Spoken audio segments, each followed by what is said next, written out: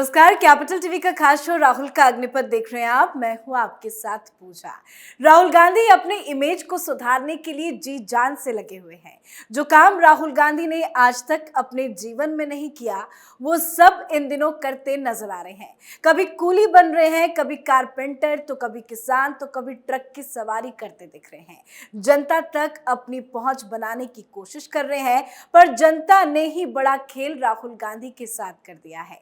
राहुल गांधी का सारा drama fail हो गया है। जहां जहां राहुल गांधी जा रहे हैं, उन्हें फायदा की जगह सिर्फ नुकसान हो रहा है। राहुल जिन जिन से मुलाकात कर रहे हैं, वो भी पीएम मोदी का फैन होता जा रहा है। वो भी कह रहे हैं कि आएंगे तो मोदी ही। तो राहुल गांधी की मेहनत कैसे जा रही है बेकार, और जनता राहुल गांधी को कैसे कर रही है इनकार, आज बताएंगे आपको। चर्चा के लिए मेरे साथ स्टूडियो में मौजूद हैं कैपिटल टीवी के एग्जीक्यूटिव एडिटर राजीव जी। राजीव जी, बहुत बहुत स्वागत है आपका। धन्यवाद।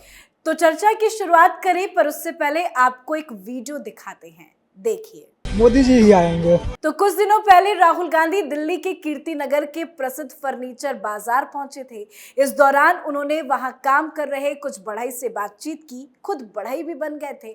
पर राहुल गांधी दिल्ली के कीर्ति नगर स्थित फर्नीचर मार्केट में जिस शख्स से मिले, उसने ही कह दिया कि वो वोट तो मोदी को देंगे। क्या करेंगे अब राहुल गांधी? जहां जहां जा रहे हैं वहां तो मोदी की फैन फॉलोइंग ही बढ़ती जा रही है। देखिए, रणनीति कही जाती है। एक रणनीति जिसकी अच्छी होगी वो जीतेगा, रणनीति जिसकी खराब होगी वो हार का सामना करना पड़ेगा उसे। और इसीलिए कहा जाता है कि जो आपकी कमजोरी है उसे एक्सपोज मत करो, उसे छुपा कर रखो। कांग्रेस ने क्या किया? कांग्रेस ने गलत तरीके से अपनी रणनीति बनाई। 2004 से लेकर 2014 तक कांग्रेस ने राहुल गांधी को छुपा कर रखा। क्यों छुपा कर रखा? क्योंकि उस समय इसे लग रहा था कि अभी आगे इस्तेमाल करेंगे, और इसलिए अभी अगर राहुल गांधी को एक्सपोज कर दिया तो उसके बाद 2014 क्या, उससे पहले 2009 में ही कांग्रेस चुनाव हार जाती। इसलिए कांग्रेस को लग रहा था कि अभी राहुल गांधी अपरिपक्व है, और जहां जहां राहुल गांधी के पांव पड़ते हैं कुछ न कुछ विवाद पैदा हो जाता है। इसलिए कांग्रेस ने और उसके कुछ बुजुर्ग नेता जो G20 के मेंबर थे, जो आगे जिन लोगों ने चिट्ठी लिखी थी सोनिया गांधी को, इन लोगों के सलाह पर कांग्रेस में राहुल गांधी को छुपा के रखा गया था। क्योंकि वो कमजोरी थे, विशेषता नहीं थे, उनके अंदर वो क्षमता ही नहीं है कि लोगों को अपने तरफ मोड़ सके। और जो व्यक्ति जिसका व्यक्तित्व ही इतना कमजोर है, वो व्यक्ति अगर किसी से मिलेगा तो उसकी कमजोरी दूसरे लोग समझ जाएंगे, और जब तुलना करना शुरू करेंगे तो उसके बाद पता चलेगा कि अगर प्रधानमंत्री की दावेदारी ये शख्स कर रहा है तो इसमें तो पीएम मोदी के साथ कोई तुलना ही नहीं है। फिर इसे वोट देने का मतलब है कि वोट बर्बाद करना। इसीलिए 2004 से लेकर 14 तक कांग्रेस की रणनीति रही। बुजुर्ग नेताओं ने माना कि राहुल गांधी अभी ट्रेनिंग कर रहे हैं, सांसद बना दो, थोड़े बहुत इधर उधर लोकसभा में दिखाई पड़े, लोगों को उनका चेहरा दिखते रहे, उनके भाषण दिखे नहीं, उनके बात करने का तरीका न दिखे, इंटरैक्ट न हो ज़्यादा लोगों से। कभी कभी भ्रमित होके राहुल गांधी किसानों के पास चले गए थे, लेकिन हमेशा उनको छुपा के रखा गया।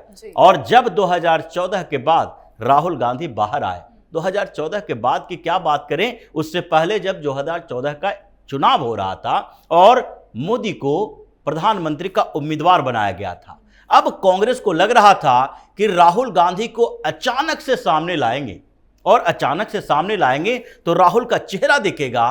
ट्रेनिंग जो दी गई है, उन्हीं ट्रेनिंग का इस्तेमाल राहुल गांधी अगर करें, वही सीमित शब्दों का इस्तेमाल करें, कम बोलें, तो फिर ये माना जा सकता है कि गांधी नेहरू परिवार से एक बेहतर लीडर निकल के आया।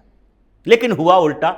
जैसे ही 2014 में राहुल गांधी को सामने लाया गया, वैसे ही कांग्रेस और धराशायी होगी। एक तरफ तो मोदी थे जो कि ऐसे लीडर के तौर पर स्थापित हो चुके थे, जिन्होंने गुजरात में बेहतर काम किए, गुजरात को हैंडल किया, और दूसरी तरफ उन्होंने जैसे पृष्ठभूमि से अपने आप को उभारा था, वो भी उनके लिए विशेषता थी। अब दूसरे तरफ उनके सामने कौन खड़े थे? राहुल गांधी जैसा व्यक्ति, क्योंकि मनमोहन सिंह उस समय तो 2014 में पीएम के उम्मीदवार नहीं थे, और कांग्रेस के अंदर इस बात के लिए इनडायरेक्ट सपोर्ट था। जी। परोक्ष रूप से बताया जा रहा था कि अगर इस बार चुनाव जीती कांग्रेस तो राहुल गांधी पीएम बनेंगे। अब पीएम मोदी की बात जो करते हैं, उस चुनाव में 20% वोट इसलिए ज्यादा मिला भारतीय जनता पार्टी को क्योंकि दूसरे तरफ राहुल गांधी थे। अब 2014 के बाद 2019 आते आते राहुल गांधी को फिर से पूरी तरह से जिम्मेदारी दे दी गई। क्या हुआ? 2019 में और ऐतिहासिक हार हुई कांग्रेस की।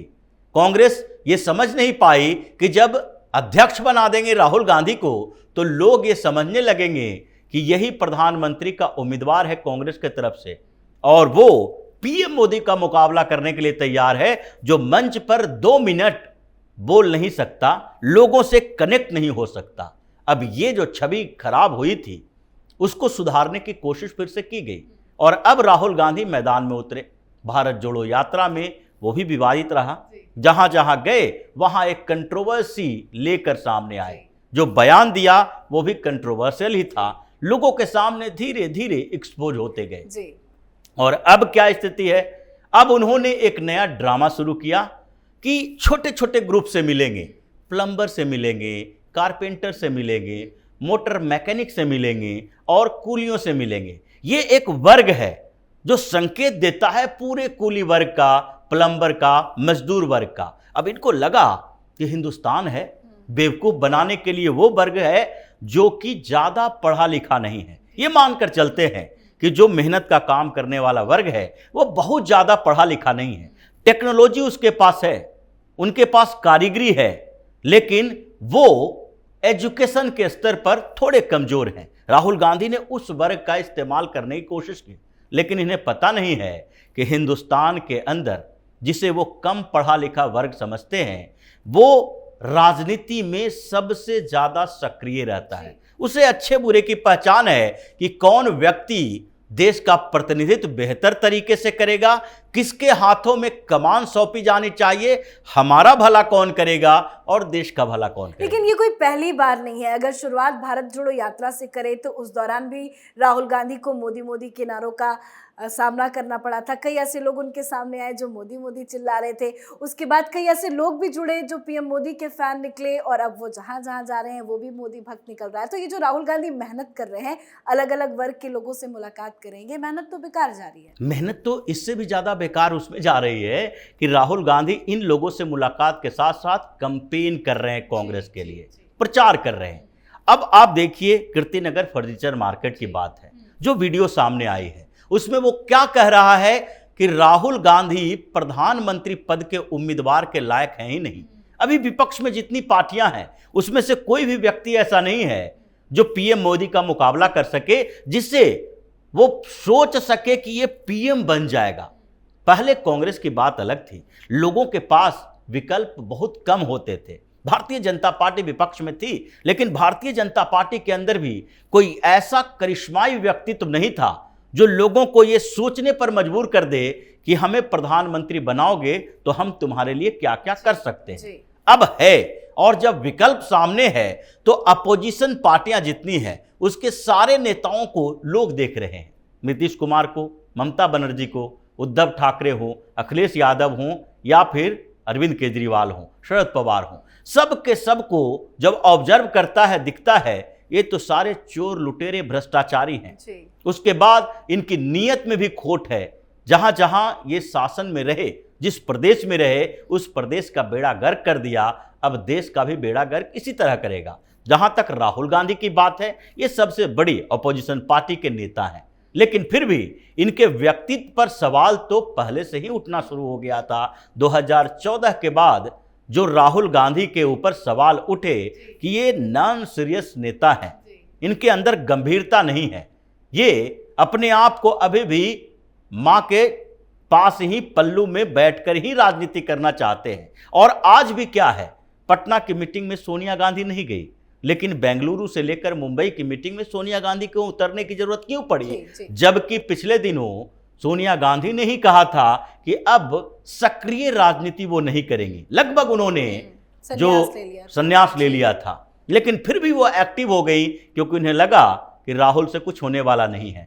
तो ये जो अभी सामने आया है, जो ये वीडियो और जो खबर सामने आ रही है, उसी का नतीजा है। उससे पहले ही कांग्रेस में भी जागृति आ गई थी। गहलोत आए थे सोनिया गांधी से मुलाकात करने, और खबरें हैं इस बात की कि वो कह रहे हैं कि राहुल गांधी को राजस्थान से दूर रखिए।